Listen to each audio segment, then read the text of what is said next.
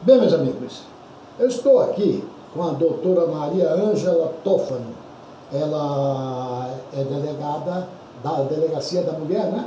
E é aposentada atualmente. Também tem aqui o doutor Vladimir de Matos, atuante no ramo da advocacia há mais de 20 anos aqui na cidade de Dracena, né? Muito conhecido, poucas perdas de causa, ou nenhuma, né? E advogado de grandes também políticos. E com a cortesia do José Roberto, que é fotógrafo e cinegrafista, que está tendo a gentileza de vir fazer essa filmagem, mas nós já discutimos antes e chegamos à conclusão que nós não vamos adotar taxamento político. É lógico que a pergunta que eu quero tirar minha dúvida, e agradeço vocês, ela vai haver envolvimento de políticos, né? Eu não entendo nada da área jurídica, e a discussão atual é sobre o juiz Sérgio Moro, que foi denunciado pelo jornalista americano, né? Glenn Wilde, né? É mais ou menos isso. E eu pedi a gentileza deles comparecer justamente para tirar essas dúvidas. Eu agradeço a presença de vocês. Então, doutora Maria Ângela, essas denúncias que estão sendo feitas, digamos, o inimigo, porque estão se tornando inimigo do jornalista, ele cita que isso pode ser verdade, pode ser mentira, justamente porque não há a prova concreta, quando eu digo prova concreta, da fala, né? Então eles argumentam que isso é alguma coisa para, aliás, ontem teve uma guerrinha sobre isso, para que seja a imagem dele seja detonada, vamos ver esse termo. O que a senhora acha sobre isso? Bem, em primeiro lugar, boa tarde, Amorim, obrigada pelo convite, Dr. Vladimir e nossa valorosa equipe de cinegrafistas, assim como os internautas que porventura venham a assistir esse nosso encontro e quem sabe nós possamos esclarecer alguns pontos, né, para aqueles que ainda estão com dúvidas pairando. Essas revelações do Intercept, na minha opinião, elas atentam sobremodo contra a democracia. Por que eu digo isso? Digo isso porque não se concebe combater a corrupção corrompendo a própria Constituição Federal. Então, The Intercept trouxe à luz todo esse material que cremos ter procedência, não importa qual, mas uma procedência fidedigna no que diz respeito ao seu próprio conteúdo. Então, não quero acreditar que um jornalista como Glenn pudesse forjar falas. Até porque ele tem uma alta credibilidade a nível mundial. Sim, com certeza. Ele é um jornalista reconhecido mundialmente, premiado, ganhador de vários prêmios. Então eu creio, dentro da razoabilidade, que Glenn jamais manipularia esses diálogos que vem publicando aí por toda a mídia, sob qualquer pretexto. E isso realmente se tornou uma bola de neve muito grave para o cenário político brasileiro, político, econômico e social. Até porque o Glenn, ele tem muita projeção a nível mundial e muita credibilidade. Sim, sem dúvida, um jornalista premiado de maneira bastante efusiva, elogiado mundialmente. Então isso nos leva a fazer uma leitura de que um jornalista desse naipe não se prestaria a manipular todo esse material com fins políticos ou qualquer outro que o valha. Então nós cremos que muitos diálogos ainda estão por vir, inclusive o que se diz pela internet próprio de Intercept, que nós teremos vídeos, nós teremos fotos. Então nós temos que fazer uma leitura desse momento de uma maneira bastante preocupante, porém cautelosa. Vamos aguardar o término dessas revelações, mas de antemão eu já as critico porque eu acho um atentado violento contra a democracia, esse conluio, esse dito conluio entre o Ministério Público e o Poder Judiciário no caso da Lava Jato. Lembrando também que, no caso do jornalista, ele é o mesmo jornalista que revelou a espionagem norte-americana, né? Sim. Com relação, inclusive, ao Brasil e a espionagem da CIA, né? E ele não foi desmentido lá. Então ele tem muita credibilidade, mesmo dentro dos Estados Unidos. E também lembrar que ninguém desmentiu efusivamente o que ele disse, nem mesmo o ministro Moro. Agora, doutora, eu tenho algumas pessoas que me mandam informações que eu costumo dizer que são meus colaboradores invisíveis, porque eu não cito nome, né? Em política é sempre bom a gente não citar nomes. E ela me fez a seguinte pergunta, ela sabendo que vocês vivem aqui, ela diz assim: mesmo o Moro negando as mensagens, que ele está negando, né? E ao mesmo tempo ele confirma a veracidade das mesmas, então como é que o Supremo pode ver essa questão? Já não teria motivo suficiente para ele ter que deixar o cargo? Já não estaria em suspensão em relação aos processos de Lula? Sim, não resta dúvida de que, no mínimo, ele deveria ter sido afastado do cargo para garantir uma isenção na condução dessa investigação. Porque o que se pretende investigar, inclusive, a própria revelação dos diálogos, para, enfim, checar, sem sombra de dúvida, sua veracidade. Então que se cheque quem foi o responsável pelo vazamento também, que se investigue o que se quiser investigar. Mas para que a investigação tenha isenção, é necessário que o ministro seja afastado, até porque ele é chefe da Polícia Federal. Então não se concebe uma pessoa a ser investigada, chefiar a própria equipe que o investigaria, né? É uma aberração. E só fazendo uma correção, ele não negou os diálogos, ele não confirma a veracidade. Ele não negou. Isso ficou claro na audiência no Senado e na Câmara ontem, né? Sim. Inclusive, pegando esse gancho, eu tenho para mim o seguinte, faço a seguinte leitura, né? Os diálogos vêm, ele faz um vídeo pedindo desculpas ao MBL por ter chamado eles de tontos, tolos. Isso ele falou a verdade.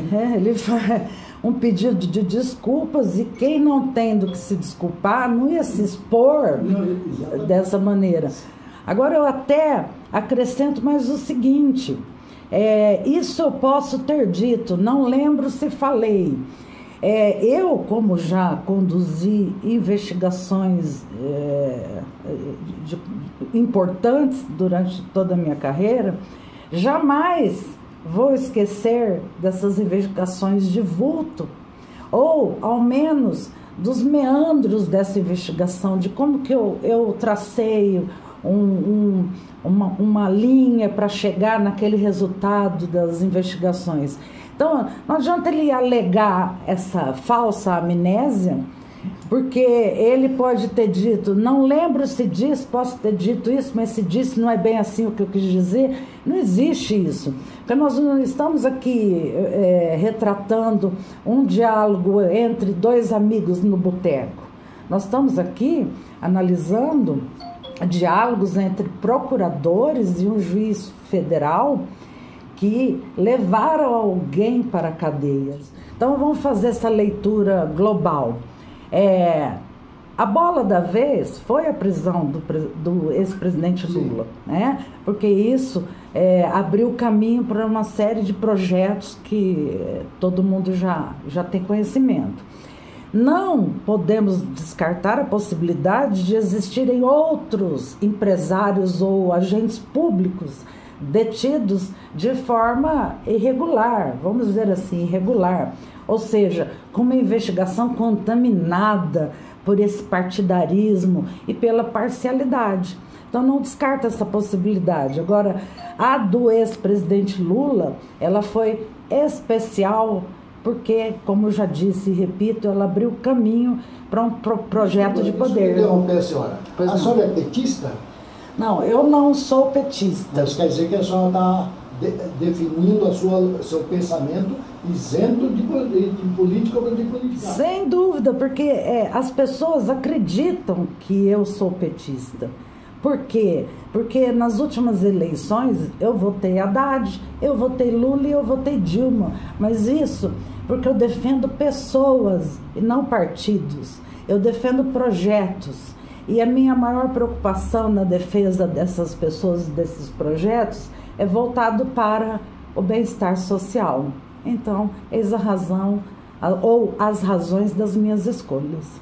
Muito bem. Agora, doutor Vladimir Matos, uma vez o senhor fez uma entrevista comigo, isso foi em 2016, se eu me lembro bem, abril ou maio de 2016, mas parece que o senhor sofreu represália, porque o senhor entrou com habeas corpus, né, preventivo, a favor do Lula. Eu vou fazer a mesma pergunta.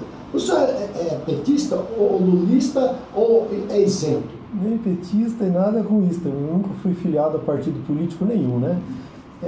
Que infelizmente no Brasil de hoje, se você não concordar, por exemplo, com o que o Bolsonaro fala, você é petista, é comunista. Antigamente até tem uma brincadeira que era mais difícil ser comunista, né? Tinha que saber o hino da Internacional Socialista, tinha que ser filiado. E hoje ficou fácil, é só você não concordar com... Como é que o senhor vê, então? Eu me lembro que na época somente o antagonista divulgou isso numa pequena linha, aliás, ele sempre usa um pequeno texto, né? Ele citou uma pequena linha citando seu nome. E foi isso que fez com que eu descobrisse. Mas essa represália, o senhor não tem medo de sofrer hoje, dando aqui uma entrevista que evidentemente vai em tese pró-Lula? Não, eu creio que não seja uma entrevista pró-Lula, né? É uma entrevista de um assunto que está aí fervilhando, né? É pró-democracia. Pró-democracia. Democracia, obediência à lei. As pessoas podem encarar que é pró-Lula. Sim. Mas as pessoas encaram do jeito que elas querem encarar, né? Especificamente com relação ao habeas corpus preventivo, o que precisa ficar claro é que eu fui contratado para fazer esse serviço. Eu recebi por isso. E o meu contratante, ele queria saber uma única coisa. Ele sabia que o Lula não ia ser... Ele era político ou pessoa normal, digamos assim? Não, o contratante teve uma cláusula de confidencialidade, né? Então eu não posso dizer quem foi o contratante. A intenção era saber qual era a ligação, nem a ligação, a promiscuidade que havia entre a cúpula do judiciário ou do TRF4 e a imprensa, porque tinha os vazamentos seletivos. O Moro agora reclamar de vazamento é uma piada, né? Essa suposta promiscuidade que está tendo agora. Sim, e era descobrir isso, porque não se sabia ao certo, então eu entrei com habeas corpus, não contei para absolutamente ninguém, nem da minha família, e esse habeas corpus ficou uma semana na presidência do STF, que era o ministro Lewandowski na época, e não vazou.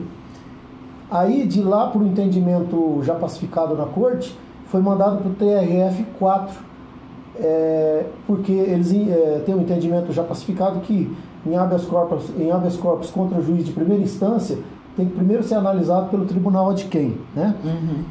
Aí foi e caiu nas mãos do Gebron Neto, que condenou Lula em segunda instância. E lá ele classificou o habeas corpus como sigilo nível 3 lá. E a decisão, e eu não sabia o número do habeas corpus, eu não tinha acesso. E eu fiquei sabendo, sendo advogado, mesmo sendo, só que não tinha acesso. E pesquisa pelo nome, por exemplo, do impetrante, que foi em meu nome, pelo nome do impetrado, que foi o juiz Sérgio Moro, ex-juiz, e pelo nome do paciente, que era o Luiz Inácio da Silva. É legal ou é imoral? Não, porque estava em sigilo absoluto o processo. Mas isso sigilo para o próprio advogado? Sim, eu só fiquei sabendo um dia depois da decisão, quando uma funcionária do tribunal me ligou, porque eu não tinha cadastro naquele tribunal como advogado ainda. E ela me ligou que tinha saído a decisão e se eu queria saber o teor, ia me mandar por e-mail. Aí eu vi o número do processo, que é um alfanumérico de mais de 10 caracteres. Só que tem um detalhe, a decisão saiu num dia à tarde, depois das 5 da tarde, salvo engano, e no outro dia de manhã já saiu no antagonista. E hoje, como é que o senhor vê toda essa polêmica que está sendo gerada, como ver como advogado, né? Como é que o senhor vê esse quadro de... aliás, a primeira informação que eu tive é que era anticonstitucional. Mas depois eu fui procurar e vi que é ilegal, ou no mínimo imoral, que se faça essa junção de informações entre juízes, promotores e a todos os envolvidos. Como é que o senhor vê isso? Antes, com a decisão, foi levantado o sigilo, ele negou habeas corpus, evidentemente, mas o que o meu contratante queria descobrir foi descoberto, que era o vazamento da cúpula do TRF4 para o antagonista, que é do grupo civil. Ou seja, que havia envolvimento entre o TRF4, ou seja, os agentes, digamos assim, e a imprensa. Sim, uma promiscuidade ali absurda, porque... Uma predileção, uma predileção. Uma coisa... O fato, seria o caso. Sim. E hoje foi descoberto isso nesses vazamentos do The Intercept, que exatamente eles vazavam para o antagonista, a cúpula do TRF4. Então, por exemplo, eu imaginava que era o STF que vazava para a Globo, não era isso. Mas, complementando hoje, até hoje, não tem mais o sigilo, eu não consigo entrar no habeas corpus por pesquisa por nome, só digitando o alfanumérico inteiro. Quer dizer, foi passado tudo de antemão para eles. Né? Agora, voltando à questão, é absolutamente ilegal isso daí. É legal. Ilegal. A impressão, digamos assim, o filme que eles querem vender, o Sérgio Moro e os que o defendem, é que é comum a conversa entre advogado e juiz pelo WhatsApp. Não é. Eu advogo aqui em Dracena há mais de 20 anos e eu não tenho o WhatsApp do juiz e das juízas daqui, que são profissionais ilibados, enfim, respeitados, e creio que a maioria absoluta, 100% da magistratura nacional é assim. Sim. E está se passando a ideia de que é comum essa... Que termo que eu posso usar? Promiscuidade. Não é comum, a doutora sabe. Nossa. A senhora tinha o WhatsApp do juiz para ficar combinando com ele. O juiz é algo de controle. Ele não é sócio da acusação. A acusação é parte. Como advogado também representa a parte. Então, o que o juiz Sérgio Moro fez e está fazendo é denegrir a imagem da magistratura, que são... O juiz brasileiro, a doutora sabe disso, ele trabalha muito. É uma carga excessiva de trabalho. Só para você ter uma ideia, o juiz americano trabalha em cerca de 1.200 processos por ano. O brasileiro são 7.500 processos. Ele julga cerca de 1.800 processos por ano. Isso dá uma média de mais de 7 processos por dia útil de trabalho. São juízes que dedicam a vida. E agora todo o judiciário, na minha humilde opinião, está em xeque. Se o Sérgio Moro não for punido exemplarmente... Porque o que ele fez em qualquer país do mundo ele seria punido. Talvez estivesse até preso. Ele cometeu crimes. E não foi um só, não. Além de digamos assim, pisotear a lei orgânica da magistratura, Código de Ética, a Constituição Federal, o próprio Código de Processo Penal. Indicação de testemunhas, jamais uma conduta dessa pode partir do magistrado. O Poder Judiciário e o Ministério Público são órgãos importantíssimos. Essa amizade, isso daí que eles tentam passar como comum, não é comum. Isso tem que ficar bem claro, principalmente para o leigo, né? Por exemplo, eu já tive, nos vários anos, juízes que eu tive amizade pessoal, íntima. Aqui em Dracena, posso até citar um que já é falecido, o saudoso Dr. Rubenzol Bem-vindo Maciel, que depois acabou indo para Marília, e lá ele faleceu precocemente. E ele frequentava a minha casa, a gente nunca ficou conversando de processo, combinando como é que ia ser na audiência. Isso não existe. O juiz aqui dá uma sentença, se a parte que ficar insatisfeita, ela recorre. Não existe isso, sabe? Tem que deixar bem claro. Só para completar, Amorim, tem que haver, dentro do princípio da imparcialidade do juiz, tem que haver um equilíbrio no processo judicial. O equilíbrio entre as partes, advogado, juiz e promotor. Então, não se pode permitir que haja uma predileção para determinada parte envolvida no processo em detrimento da outra. E nesse caso que nós estamos abordando, foi em detrimento da defesa. Então, nesse caso, como eu frisei, se torna ilegal e imoral. Na minha opinião, sim, sem dúvida. Tudo que uma pessoa quer ser, um réu quer ser, é julgado. E é um direito dele por um juiz imparcial, né? Isso no mundo todo, no mundo todo. Ela não está repudiando essa ação? A Ordem dos Advogados pediu já o afastamento, pediu formalmente o afastamento. Isso quer dizer que o que vocês falaram aqui é, de fato, a realidade. Exatamente. E para o leigo entender melhor, ontem até na sabatina que teve na Câmara, um deputado foi bem claro, isso é a mesma coisa que o juiz combinar com um dos times antes, que ele vai marcar um pênalti que não existe, falar para o jogador cair dentro da área, aí ele marca o pênalti, depois na hora do intervalo ele vai no vestiário, ajuda o técnico a instruir a equipe, aí acaba o jogo, a esposa dele comemora nas redes sociais, que foi o que aconteceu. Foi. O que aconteceu com a mulher do Moro. Vou pegar um gancho. Ontem na Câmara, existe um ditado que diz que quem grita perde a razão. E o juiz só faltou de bater na mesa com as perguntas que foi feito pela deputada, aquela que brigou lá, ganhou a causa do Bolsonaro, Maria do Rosário. Então a Maria do Rosário fez uma pergunta, ele praticamente bateu na mesa e abandonou. Não fala mais nada. Isso não é uma prova, na visão de vocês dois, não é uma prova de que quem bate, aquilo que eu falei, quem bate perde a razão? É simbólico. Simbólico. Se tem muita razão, não tem nenhuma, né? Então seria uma prova de quem está fugindo então da raiva, digamos assim. Falta de argumentos, Amorim. Eu faço essa leitura, doutor Vladimir, concorda comigo? Não há argumentos. Porque ele sabe que é verdadeiro e sabe que ele está totalmente errado. A casa caiu, o Moro está nu. Ele está nu na praça, literalmente, né? Lamentável. Eu falei do presidente Jair Bolsonaro, então vamos entrar nesse assunto. O Jair Bolsonaro disse que quer que seja apurado de qualquer jeito. Contudo, na minha visão, deixar bem claro, na minha visão, inclusive a senhora já falou, se a Polícia Federal é subordinada ao Sérgio Moro, ele não deveria indicar qualquer outro órgão para isso?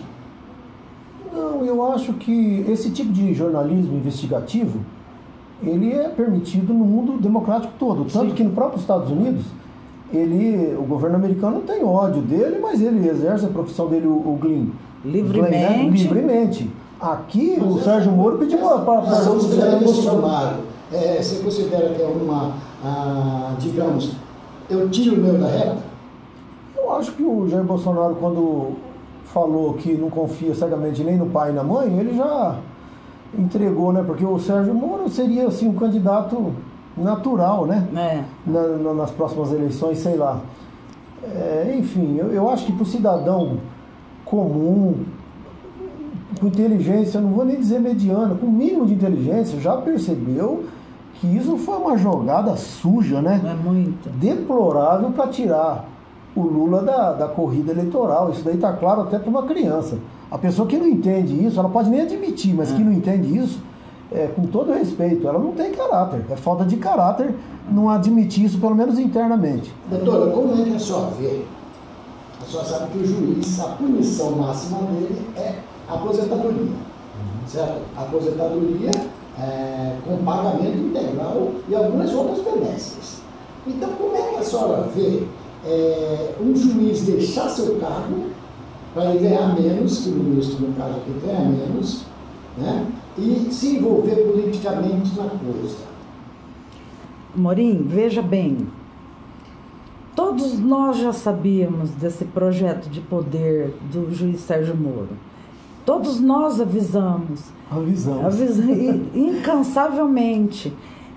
Não se trata aqui de defender este ou aquele candidato. Eu já disse, na minha convicção, eu tenho esse direito de ter uma convicção, eu defendo aquele que eu acredito que vai se adequar mais a essa realidade social, né? Então, o Sérgio Moro, agindo da maneira como agiu, é inegável que ele tirou de cena a possibilidade da candidatura do Lula. E ele já mirava uma vaga ao Supremo Tribunal Federal, porque isso ficou escancarado de maneira vexatória. O presidente falou, o ministro Sérgio Moro negou e ficou aquela coisa. Como é que o presidente da República fala uma coisa e o ministro desmente? Então não tem argumento mais para esse tipo de coisa. E é preciso se fazer essa leitura com razoabilidade, para nós entendermos o que corre lá dentro do poder, porque nós não temos noção de 1% do que acontece dentro do poder. É o seguinte, tendo o Sérgio Moro, digamos, as cartas na mão no Supremo, ele faria uma, digamos, defesa do presidente, e agora o Jair Bolsonaro já estaria dando uma muleta para ele?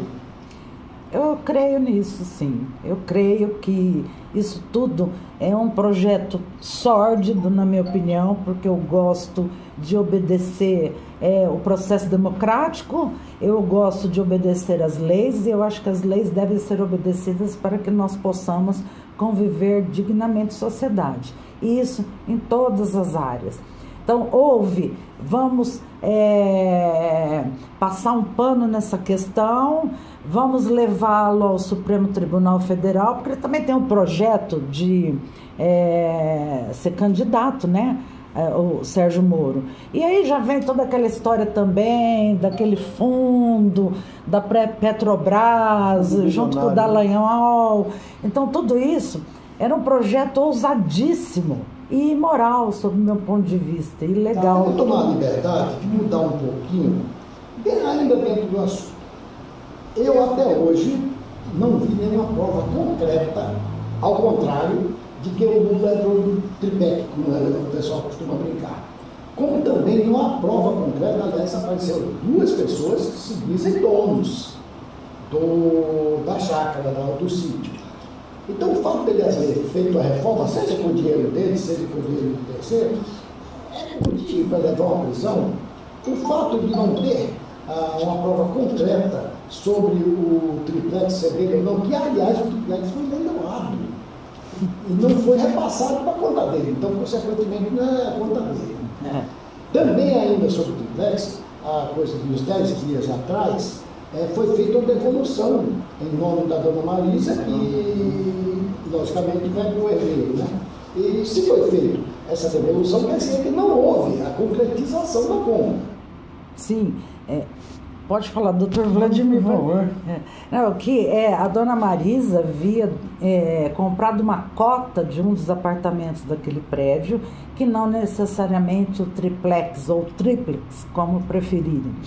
E depois que veio à tona todo esse escândalo, que não foi provado, não existe momento algum na sentença prova fidedigna e cabal, documental de que aquele apartamento realmente pertenceria ao presidente Lula. Isso já pega o gancho do que você acabou de dizer. E eu acho que nenhum outro juiz do Brasil, com exceção do Moro, condenaria o Lula com aquele conjunto probatório que aparentemente frágil. Tem ali. Não, e sem contar, é o seguinte, eu acompanho bastante o Reinaldo Azevedo, da Band News, porque eu acho que o pensamento dele é bem coerente. E o Reinaldo Azevedo não é esquerdista.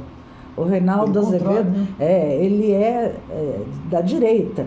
E o Reinaldo Azevedo traça paralelos bem esclarecedores de tudo isso que está acontecendo. Agora, o ponto X da questão, se é que eu já posso adiantar isso aqui, a própria delação do Léo Pinheiro, exatamente, que cai por água abaixo com as revelações do The Intercept, cai por água abaixo a construção dessa delação. Essa delação foi tirada... como diversos outros, né? Sim, é que nós estamos aqui falando daquele que deu o escândalo, foi de maior projeção, né? Que foi o ex-presidente Lula. Foi uma coisa vexatória. Não se é bom que as pessoas entendam que nós não estamos aqui para defender a corrupção. O que eu não defendo é combater a corrupção corrompendo as leis. Cometendo crimes, as pessoas, né? Exatamente. Então, se quiser comentar alguma coisa sobre a delação do Léo Pinheiro, é bastante elucidativa para quem ainda tiver dúvidas de que tudo isso foi para tirar o Lula das eleições. Ali é o cerne da farsa, na verdade, né? Enfim, se porventura ficar provado que tudo isso, porque ele disse que entregou, ontem ele disse na Câmara que entregou já o telefone para a Polícia Federal. Mas como nós falamos antes, a Polícia Federal se torna em tese, digamos assim, suspeita, porque ela está é subordinada a ele. E não só o Federal, o Judiciário, na minha leitura, está em xeque hoje no Brasil. Ele precisa ser. Nesse caso, se for apurado que realmente houve esses comentários, houve essa manipulação, o Sérgio Moro, o Lula poderá sair da cadeia e o Sérgio Moro poderia substituí-lo? Se fôssemos um país... É difícil acreditar nas coisas hoje em dia, né? Depois que o Lula, na verdade, na minha leitura, ele sofreu aquela guerra jurídica, como que é o nome em inglês? É lawfare, né? Lawfare. Ficou evidente, isso daí, como a doutora disse, nós avisamos, né? Era claro, era evidente, muitas pessoas não quiseram enxergar. E aí, sem querer entrar no assunto da política, mas elegeram um cara que só pregou na campanha ódio, preconceito, guerra, ele só pregou isso, ele não pregou mais nada, as pessoas votaram conscientes. Então não tem muito o que se esperar. Presidente, na verdade, até hoje nós estamos no mês de julho, vamos botar final de junho, em 6 meses ele não fez nada assim de efetivo. E nem sequer se dedicou à Previdência, à reforma da Previdência de forma veemente. Ele está mais se dedicando principalmente ao uso de armas. Então, como o senhor vê que pode, a senhora também, como é que ele pode desenvolver um governo baseado sempre nisso? O governo é considerado já um desastre, né? A projeção de crescimento do Brasil para esse ano chega, que em princípio era 2%, caiu para 1,5%, agora caiu para 0,8%. 0,8%. Vai ficar estagnado o país. Eu não sei o que as pessoas... ele perde, digamos, a moral. Ele já não foi aceito desde, na minha leitura, desde a própria eleição. Um exemplo bem assim, didático, o Maduro na Venezuela, que foi reeleito e teve a reeleição boicotada pelos países, a eleição não foi aceita, o processo eleitoral não foi aceito por vários países. Na posse dele, compareceram 96 delegações internacionais, ou seja, embaixadores e representantes consulares. 96 numa eleição boicotada internacionalmente. Na do Bolsonaro foi, se eu salvo engano, 45, metade, menos da metade. Né? Ou seja, o mundo está dizendo que não aceita. Ele foi no G20, passou vergonha. Quer dizer, não tem... E são pessoas lá que você pega, por exemplo, um grande bilionário francês lá que tem milhões para investir na América Latina. Ele vai investir na Argentina ou no Paraguai, que está crescendo aí a mais de 5% ao ano. Essa que é a verdade.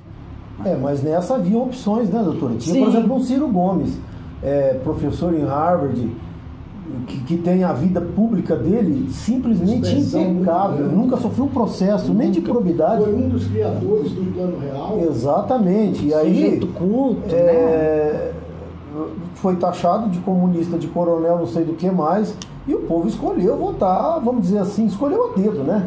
Vamos votar no cara que já tinha informações de que ele tinha envolvimento com milícias, isso daí não era desconhecido. Você digita lá no Google. Resumindo, as pessoas não quiseram acreditar que... Eu acho que foi uma hipnose. Uma hipnose. Coletiva. Não quiseram acreditar em tudo aquilo que vinha sendo divulgado. Porque ele não teve projeto. A campanha dele toda foi baseada em fake news. E ele não mentiu, ele falou que não sabia nada de economia, nada de saúde, nada de educação. Ele não enganou ninguém. Não enganou ninguém. Não enganou a ninguém que tem o mínimo de conhecimento, de capacidade. Porque a rede de fake news, ela enganou ao menos uma boa parte da população, que saiu já um índice de que os idosos foram os principais responsáveis na divulgação de fake news durante a campanha, né? Então, de uma maneira sórdida, houve esse projeto para lançar Bolsonaro candidato, que era um nome que ficava ali inexpressivo, etc, etc, que tinha ideias de extrema-direita, comportamento de extrema-direita, né? Baseado eu não gosto de falar essa palavra, mas em preceitos fascistas, né? Em homofobia, em preconceito, até mesmo com traços de ditadura. Sempre se rebelou contra a educação. Mulher rebaixada, mulher, né? Seria igual àquela ministra Damares, mulher deve ser submissa. Obedecer ao marido. Então, e como é que a senhora vê as mulheres ainda votar nele em grande quantidade? Eu, sinceramente, não quase consigo... psiquiátrico, né? Porque mulher que votou nele, gay que votou nele, negro que votou nele. Exatamente. Então, enfim, fora outros, é quase que psiquiátrico a explicação. Precisa entrevistar um psiquiatra, né, doutor? Eu não tenho. Será que eles acreditavam que ele realmente era assim? Porque houve um ódio ao PT. Antigo já, né? Bem antigo, um ódio ao PT. Então, muitos. Se bem que ele também não foi eleito pela maioria, ele foi eleito com 37% dos votos, né? Tirando abstinências que votaram contra, etc. Muitos concorrentes. E, aliás, concorrentes muito melhor preparados, né? Por exemplo, eu não posso deixar de dizer que eu tenho alguma simpatia por algumas ideias dele também. Mas... É uma direita centrada, né? Centrada e que tem fundamento, né? Porque o Bolsonaro também, se você for analisar a vida dele como parlamentar, vai contra o que ele negou na campanha. Mas o Bolsonaro não foi jantar. Contudo, ele foi convidado, na sexta-feira ele declarou que ele é contra a Previdência. E ele foi convidado pelo Michel Temer para jantar no domingo.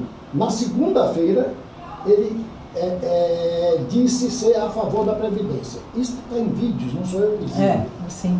Então, o senhor e a senhora não vê que há alguma coisa aí, hoje, ele sendo a favor? Como é que o senhor vê isso? Existe algum jogo político? A Previdência deve ser feita de fato? Eu acho que tem uma grande... tudo gira em torno de contradições, né? Pressão, né? Ele falava de honestidade e era comprovado isso antes das eleições, o aumento patrimonial dele totalmente incompatível com o salário dele. Quer dizer, o cara tem um patrimônio milionário incompatível com o salário de deputado. Ele é contra o Estado, só que ele viveu a vida toda, ele e os filhos, digamos assim, agarrados no Estado, né? Nas benesses do Estado. E a Previdência, esse vídeo é simbólico, ele é contra, ele fala que não vai passar, e agora ele diz que ele não conhecia os números. Né? Então, mas que números são esses? Porque o Paulo Guedes, pelo que eu saiba até agora, ele diz que é necessário e não tem número, só diz que é necessária a reforma. Mas é necessário por quê? E ameaçando, né? Ameaçando. É necessário, senão o país vai fechar. É necessário, senão vai faltar isso. Ora, convenhamos, venha a público com alguma coisa mais não palpável, com falácias, né? Não com falácias. Bom, eu não me lembro de ter visto o próprio Fernando Collor de Mello fazer manifestações pró a presidência dele. E hoje eu vejo o Jair Bolsonaro fazer manifestações, ou buscar manifestações para apoio a ele, assim como o Sérgio Moro. Como é que vocês veem isso? Eu acho que ele faz o jogo de agradar os eleitores, né? Para manter como o Trump faz. Porque os eleitores dele, por incrível que pareça, parece que gostam, mesmo sabendo das verdades, do que realmente ocorre, gostam de ser enganados. É a leitura que eu faço, com todo respeito às opiniões contrárias, né? Então, eles sabem, por exemplo, que o cara que está no poder, o Bolsonaro, tem um rendimento incompatível. Ele sabe que ele é vizinho do assassino da Marielle, numa cidade como o Rio de Janeiro, que tem centenas de condomínios. Ele mora na mesma quadra, né? Eles sabem que o Brasil, a credibilidade, exatamente, fotos com o Bolsonaro, com os milicianos tomando café, jantando. Eles sabem que a imagem do Brasil está no esgoto essa semana caiu no esgoto com 39 quilos de cocaína no avião presidencial. Quer dizer, isso não se ouviu falar nisso. Tem foto dele jantando também com esse. Não sei se é verdadeiro ou não, mas só o fato de estar no avião presidencial. Imagina se pegasse 40 gramas no avião do Lula. O Jornal Nacional emendava com o Bom Dia Brasil, né? Emendava. Uma coisa, eu gostei de levar o negócio pro lado assim, mais aqui. Uma coisa que eu achei esquisita. Se são 39 quilos, por que 37 pacotes? Eu já não sei. 2 seria gorjetas. Eu sei que é gravíssimo, o fato é gravíssimo. E fato é que esse sargento preso, que é um bandido, né? Que estava evidentemente com um fardado, não representa os policiais que são valorosos, trabalham diuturnamente aí, combatendo o crime, principalmente a polícia militar que está na linha de frente, aí dando a cara, a tapa, correndo risco de vida todos os dias, né? Esse cara não representa os militares do Brasil. Mas é grave. Estão dizendo aí que ele desde a época da Dilma, do Lula, ele trabalha na equipe do avião presidencial desde 2016, desde que a Dilma saiu. A impressão que eu tenho é que o Brasil hoje, desde 2016, ele entrou aí numa conexão de narcotráfico internacional, envolvendo o governo. É um negócio de estarrecer, né? Não é? Houve a defesa dele por parte do general Heleno. Falta de sorte, né? Falta de sorte, não. O general falar que foi falta de sorte, isso, de uma área que é ele que comanda essa área de segurança. Isso é natural. Que houve. E ele não bateu na mesa, que nem ele bateu quando falou que o Lula tinha que ter prisão perpétua, ele não deu nem um tapa na mesa agora. Dessa vez não. Enfim, se porventura tudo ficar provado que o Moro tem de fato culpa, ele poderá ser julgado, processado, e o que poderá acontecer com toda a cúpula do governo Bolsonaro? Olha, na minha também humilde opinião, não é se ficar comprovado. Está comprovado que ele cometeu crimes, com todo respeito às opiniões contrárias. Eu concordo com o deputado ontem, Douglas Braga, que falou na frente dele, a pouco sem 1 ou 2 metros de distância, que ele é um juiz ladrão, corrupto. É isso que ele é. É um cara que pisoteou a toga, acho que nunca mereceu ter usado a toga, né? Do deputado, Mas eu concordo com ele, plenamente, em gênero, número e grau, né? Ele ouviu ali o que ele devia ter ouvido ontem, e é uma vergonha para a comunidade jurídica. O judiciário brasileiro, creio eu, era o poder, ainda é mais respeitado, né? E está aí correndo o risco de ser totalmente desacreditado. E quando o cidadão... Isto pode também haver uma queda do presidente? É muito difícil, né? Porque eu acho que antes disso na linguagem popular, ele frita Poder pode, mas pouco provável. Ele tem maioria, né? Ele tem a maioria e tem o povo que votou e que não quer dar o braço a torcer. A elite, né? A elite, ela manipula da maneira... Eu nunca imaginei, doutor, que fosse tão difícil a pessoa admitir que errou, né? Admitir que errou. E as pessoas parecem que não têm dificuldade com isso. Eu já errei, eu votei errado, me arrependi. Eu acho que não tem problema nenhum, porque é com o erro que se cresce, né? Então eu gostaria das suas considerações finais. Primeiro eu agradeço a oportunidade de estar aqui, vamos dizer, nesse bate-papo, né? Com a doutora, pessoa que eu sempre admirei pelo trabalho que fez na polícia. E ela é uma profissional que dispensa comentários, né? Então, as considerações finais é que, sinceramente, eu acho que nós temos uma mula na presidência da República. Não tem outro nome, sabe? Uma pessoa que envergonha o Brasil. O senhor não acha que com essa declaração o senhor pode outra vez sofrer consequências? Não, mas é o que eu penso. Eu acho que ainda vivemos um país democrático, né? Os meus maiores amigos votaram nele, minha família votou nele, entendeu? Mas eu tenho a minha opinião, você tem a sua, a doutora tem a dela, cada um tem a sua opinião. E eu acho que, voltando ao início que foi o mote do bate-papo, e repito, o Sérgio Moro, ele está nu. Eu acho que hoje, pelo menos quem tem um curso de direito, alguém da comunidade jurídica que ainda ousa defendê-lo, no mínimo ou quer passar vergonha nas redes sociais ou entre amigos, ou não tem caráter, porque não tem terceira opção. enfim, nós estamos vivendo um momento único no país, né, doutora? E eu acho que hoje eu sinto vergonha de ser brasileiro. Vou fechar a minha fala chamando uma atenção para que as pessoas façam uma mínima reflexão do que significou a delação do Léo Pinheiro para tudo isso que nós estamos vivendo aqui hoje. Desde a prisão do ex-presidente Lula até esse escândalo da Vaza Jato. Então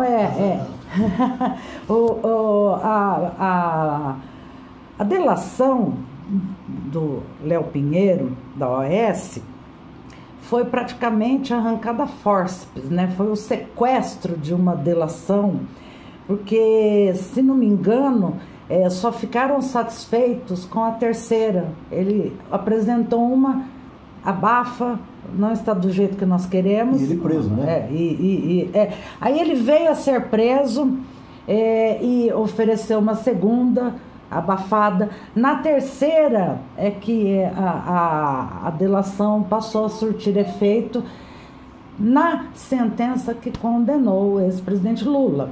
E o que isso tem de importante? Tem de importante porque Léo Pinheiro só delatou entrando em severa contradição com tudo aquilo que ele já havia dito nas delações anteriores. Nas anteriores ele inocentava o presidente Lula, e nessa houve uma troca de advogados, e ele, em audiência, inquirido sobre o porquê estava trazendo algum resquício ou indício de crime que ajudou a condenar o presidente Lula, ele diz: foi orientação dos meus advogados.